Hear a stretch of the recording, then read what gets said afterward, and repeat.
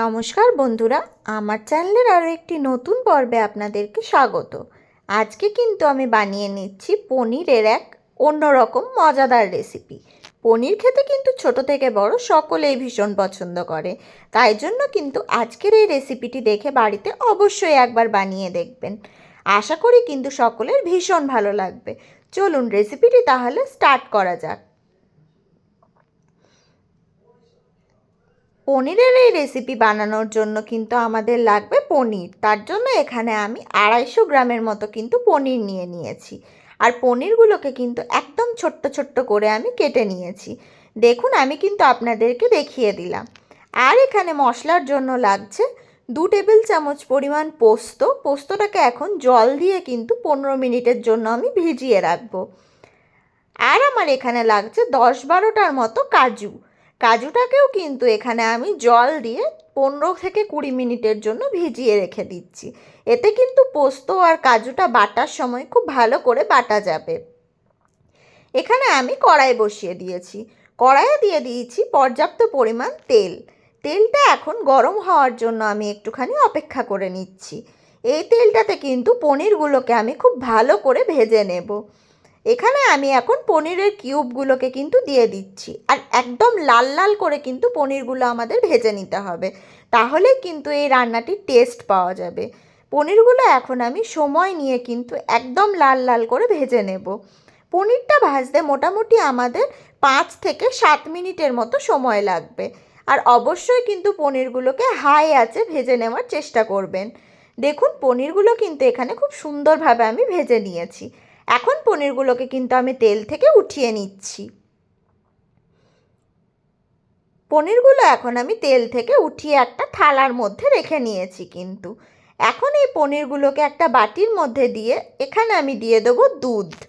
পনিরগুলো যাতে ডুবে যায় ঠিক সেই রকম পরিমাণ দুধ কিন্তু এখানে আমি ব্যবহার করেছি। আমি এখানে 3 কাপের মতো দুধ কিন্তু নিয়ে নিয়েছি। আপনারা পনিরের পরিমাণটা বুঝে কিন্তু এখানে দুধটা ব্যবহার করে নেবেন।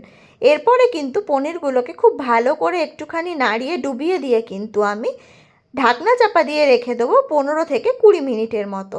আর হ্যাঁ, দুধটা কিন্তু অবশ্যই একটুখানি গরম থাকতে হবে। গরম থাকা অবস্থাতেই কিন্তু পনিরগুলোকে দেবেন, তাহলে পনিরটা কিন্তু সফটও থাকবে। এখন একটা মিক্সির জারের মধ্যে নিয়ে নিয়েছি কিন্তু আমি কাজুগুলো। আর এর মধ্যে আমি দিয়ে দেবো পোস্তটা। আমি কিন্তু এখানে পোস্তর জলটাও ব্যবহার করব। আর দিয়ে দিচ্ছি 2টো কাঁচা লঙ্কা। ঝালটা কিন্তু অবশ্যই আপনারা পরিমাণ বুঝে তারপর ব্যবহার করে নেবেন। এরপর আমি কিন্তু এটার একটা মিহি পেস্ট বানিয়ে নেব। আমি যেহেতু এখানে পোস্তর জলটা ব্যবহার করেছি, সেই কারণে কিন্তু এখানে আলাদা করে জলের প্রয়োজন পড়েনি। এখন এই বাটাটার মধ্যে দিয়ে দিচ্ছি 2 টেবিল চামচ পরিমাণ আদা বাটা। এখানে চাইলে কিন্তু আপনারা গোটা আদাও ব্যবহার করতে পারেন। আমার কাছে আদাটা বেটে রাখা ছিল, সেই কারণে আমি আদা বাটাটা ব্যবহার করেছি। আর এখন আমি ওই তেলটার মধ্যে রান্না করে নেব।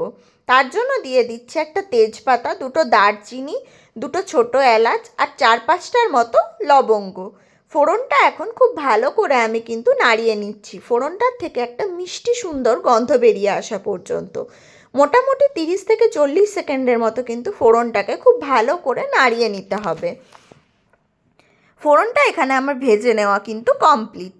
এবারে আমি এখানে দিয়ে দেবো তৈরি করে রাখা মশলাটা। মানে আমি যে কাজু আর পোস্তটা বাটলাম, সেই কাজু আর পোস্ত বাটাটা কিন্তু এখানে আমি দিয়ে দিচ্ছি। এরপর কিন্তু খুব ভালো করে নাড়িয়ে মশলাটাকে আমাদের ভেজে নিতে হবে, কারণ এখানে কাজু দেওয়া আছে, সেই কারণে কিন্তু কড়াইয়ের নিচে ধরে যাওয়ার সম্ভাবনা থাকবে। তাই অনবরত নেড়ে চেড়ে কিন্তু মশলাটাকে আমাদেরকে কষিয়ে নিতে হবে। মোটামুটি 2 থেকে 3 মিনিটের মতো কিন্তু এই মশলাটাকে আমি কষিয়ে নিচ্ছি। তাহলে কিন্তু কাজুর যে একটা কাঁচা গন্ধ থাকে, সেই গন্ধটা সম্পূর্ণভাবে বেরিয়ে যাবে। এই পর্যায়ে আমি এখানে দিয়ে দিয়েছি স্বাদ মতো কিছুটা লবণ। আর আমি এখানে দিয়ে দেবো পরিমাণ মতো কিছুটা চিনি।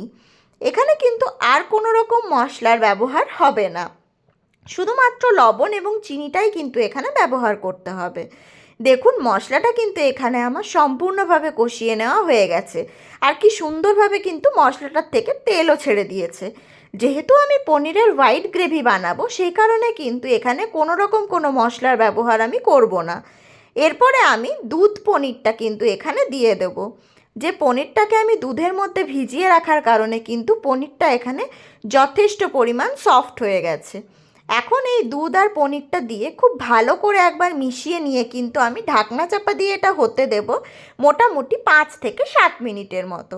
তাহলেই কিন্তু পনিরের হোয়াইট গ্রেভি আমাদের সম্পূর্ণভাবে তৈরি হয়ে যাবে। খুব কম সময়ে খুব দারুণ খেতে এই রেসিপিটি কিন্তু বাড়িতে অবশ্যই একবার বানাবেন।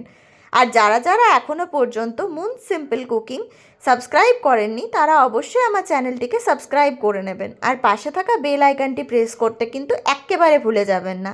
তাহলে কিন্তু আমার সমস্ত রান্নার নোটিফিকেশন সবার প্রথমে আপনাদের কাছে পৌঁছে যাবে। এখন আমি 5-7 মিনিটের মতো কিন্তু একটু অপেক্ষা করে নিচ্ছি রেসিপিটি সম্পূর্ণভাবে তৈরি হয়ে যাওয়ার জন্য। দেখুন এই পর্যায়ে কিন্তু রেসিপিটি আমার সম্পূর্ণভাবে তৈরি হয়ে গেছে, আশা করি দেখে বুঝতেই পারছেন। এবারে কিন্তু আমি গ্যাসের ফ্লেমটা বন্ধ করে দেবো আর রেসিপিটিকে কিন্তু আমি সার্ভ করে নেব। রুটি, লুচি, পরোটা, নান যাবতীয় খাবারের সাথে কিন্তু এই রেসিপিটি খেতে ভীষণ সুন্দর লাগে। আর ছোট থেকে বড় সকলেই কিন্তু হাত চেটে এই রেসিপিটি খাবে, সেই কারণে কিন্তু অবশ্যই একবার বাড়িতে বানাবেন। ওপর থেকে আমি দিয়ে দিয়েছি কিছুটা ধনেপাতা কোচানো আর একটা কাঁচা লঙ্কা। এটা কিন্তু অপশনাল, আপনারা চাইলে কিন্তু স্কিপ করতে পারেন। আমি শুধুমাত্র গার্নিশিংয়ের জন্য কিন্তু এই দুটো ব্যবহার করেছি। আর কাঁচা লঙ্কাটা ফ্লেভারের জন্য ব্যবহার করেছি, কারণ নামানোর আগে কাঁচা লঙ্কা দিলে কিন্তু খুব সুন্দর একটা ফ্লেভার আসে যে কোনো রান্না থেকেই, সেই কারণে কিন্তু আমি এই দুটো ব্যবহার করে নিয়েছি। এবারে আমি কিন্তু গ্যাসের ফ্লেমটা বন্ধ করে দেবো আর রেসিপিটিকে কিন্তু আমি একেবারে সার্ভ করে নিচ্ছি।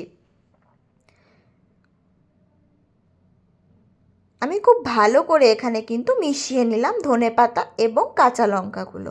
এবারে আমি রেসিপিটিকে সার্ভ করে নিয়েছি। দেখুন আশা করি সকলের রেসিপিটি কিন্তু ভীষণ ভালো লাগবে। ভালো লাগলে অবশ্যই আমার চ্যানেলটিকে লাইক, কমেন্ট, শেয়ার করবেন আর সাবস্ক্রাইব করে আমার পাশে থাকবেন, যাতে এরকম নিত্য নতুন ভিডিও আমি প্রত্যেক দিন আপনাদের সামনে নিয়ে আসতে পারি। দেখা হচ্ছে পরের ভিডিওতে। ততক্ষণের জন্য ভালো থাকবেন, সুস্থ থাকবেন।